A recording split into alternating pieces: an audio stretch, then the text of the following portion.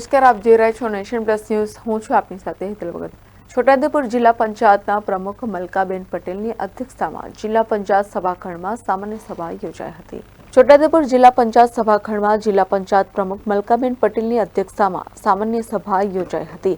આ સામાન્ય સભાની અંદર જિલ્લા પંચાયત પ્રમુખની સાથે ઉપસ્થિત જિલ્લા વિકાસ અધિકારી સચિન કુમાર, જિલ્લા પંચાયતના ઉપપ્રમુખ રણજીતભાઈ ભીલ, જિલ્લા પંચાયતના કારોબારી ચેરમેન શર્મિલાબેન રાઠવા, આરોગ્ય સમિતિના ચેરમેન ગુમાનભાઈ રાઠવા સહિત વિવિધ સમિતિઓના ચેરમેનો, જિલ્લા પંચાયતમાં સદસ્યો અને વિવિધ વિભાગોના અધિકારીઓ ઉપસ્થિત રહ્યા હતા.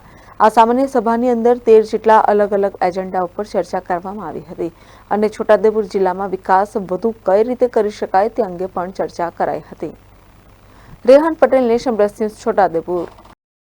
સમાચારોના સતત અપડેટ મેળવવા માટે અમારી નેશન પ્લસ ન્યૂઝની યુટ્યુબ ચેનલને સબસ્ક્રાઇબ કરો, બેલ આઇકન દબાવો અને જોડાયેલા રહો ફેસબુક, ઇન્સ્ટાગ્રામ અને ટ્વિટર પર.